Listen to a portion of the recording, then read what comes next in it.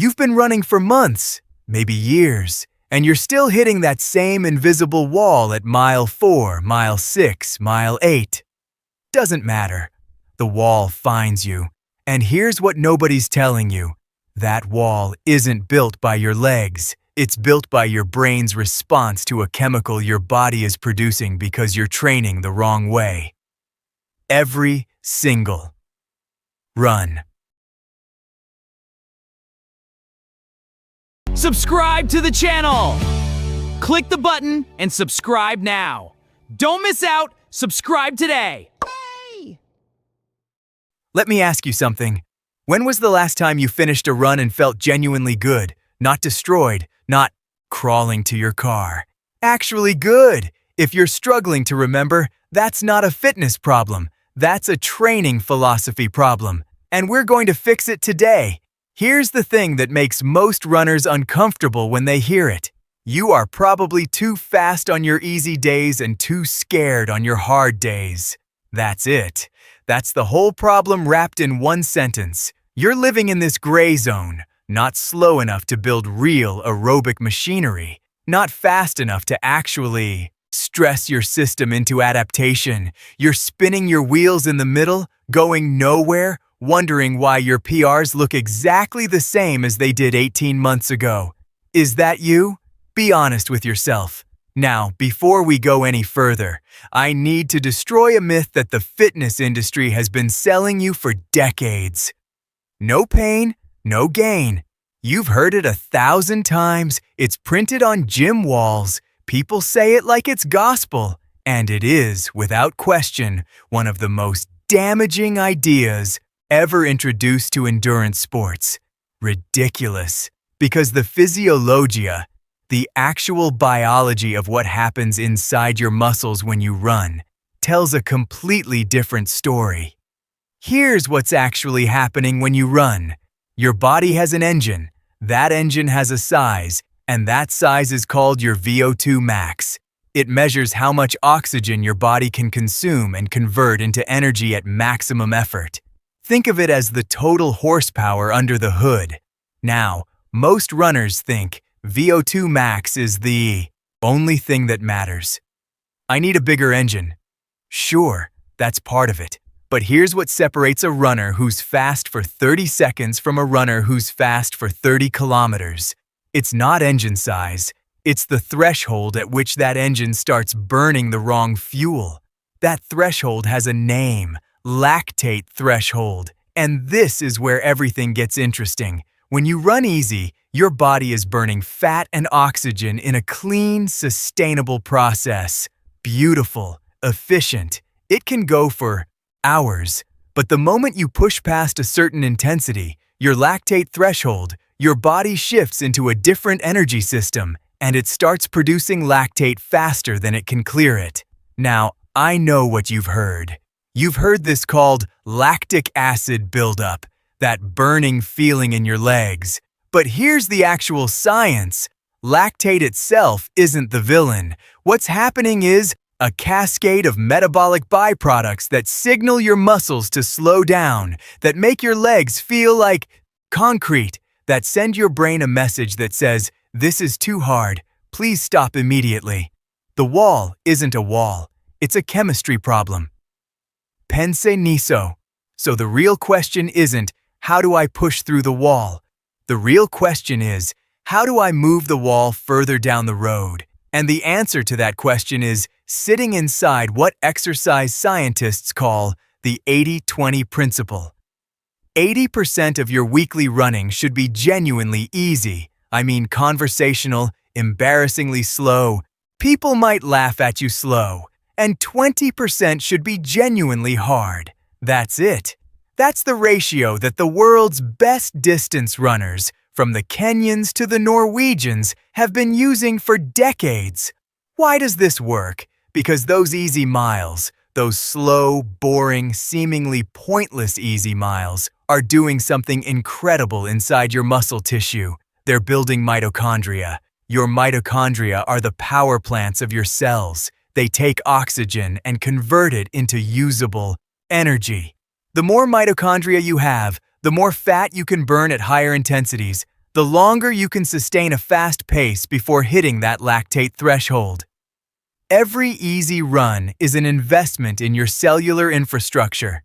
You can't see it, you can't feel it during the run, but 8 weeks from now, you will feel it when you realize you're running your old hard pace and it feels like a Sunday stroll.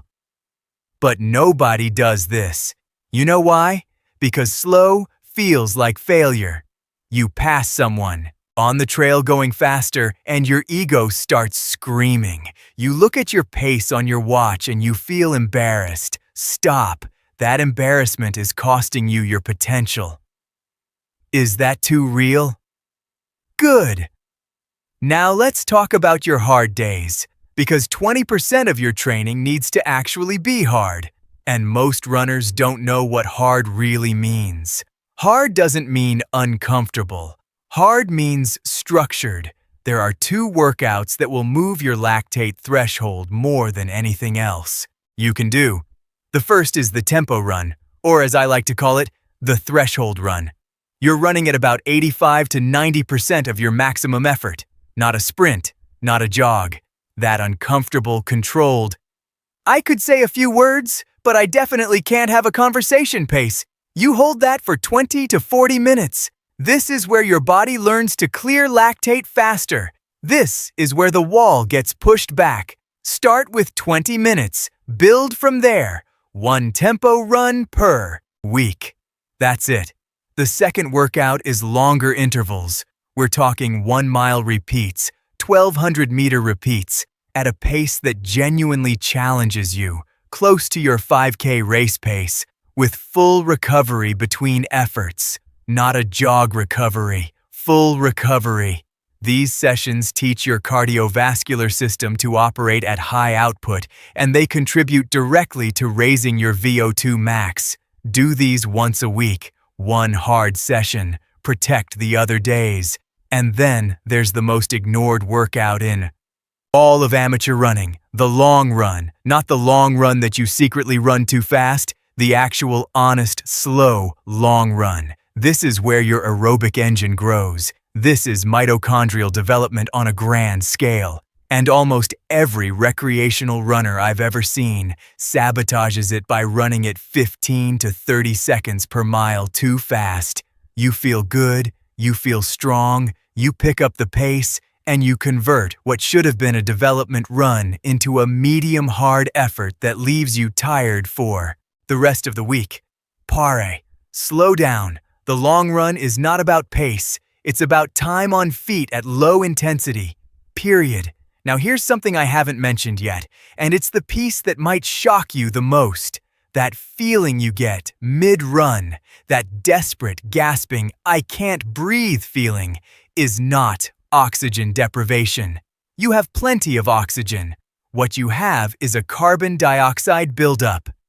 CO2 is the actual trigger for your brain's distress signal. Your brain monitors CO2 levels in your blood, not oxygen. When CO2 spikes, your brain screams emergency and you feel like you're suffocating. You're not. So what do you do about it? You breathe better. Specifically, you get better at expelling CO2. That means forced, deliberate exhalations. Actively pushing the air out on the exhale instead of passively letting it escape. And if you want a specific technique to practice, the 3-2 rhythmic breathing pattern. Inhale for 3 foot strikes, exhale for 2, 3 steps in, 2 steps out. This creates a consistent, deliberate breathing cadence that helps regulate your CO2 levels and, critically, alternates which foot hits the ground on the exhale, which means you're not always stressing the same side of your body on impact. Less CO2 panic, less asymmetric stress, better running. Try it on your next easy run. It will feel weird for about 5 minutes and then it will start to feel like the most natural thing in the world. Now let me give you something you can actually use starting this week. Not a 12-step program, not a complicated training plan, just a shift in how you structure the next 8 weeks of running. Weeks 1 through 3. Your only job is to prove to yourself that you can actually run easy. I mean it. If you have a heart rate monitor, keep your heart rate at or below 130 beats per minute on your easy days. Yes, you might need to walk.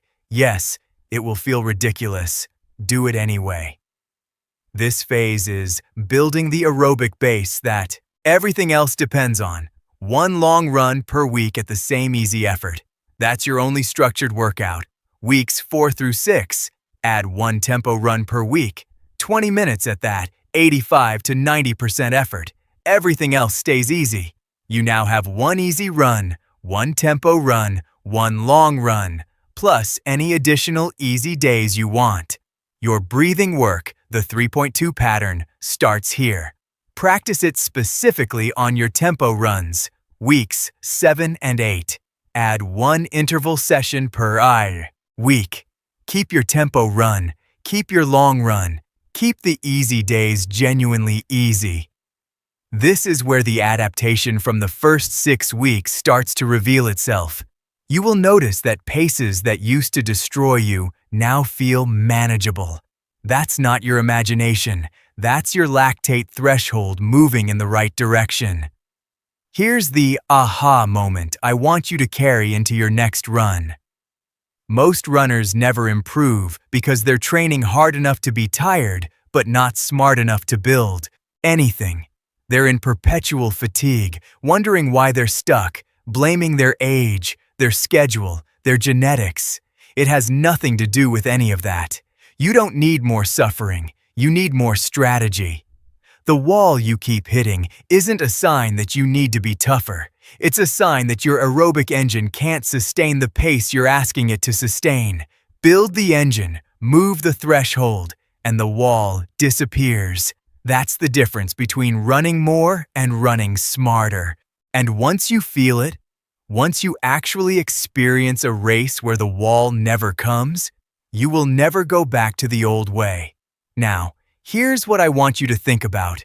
Before next week's episode, we talked about engine size, we talked about threshold, we talked about efficiency. But there's a fourth variable that almost nobody addresses, and it might be the simplest fix of all.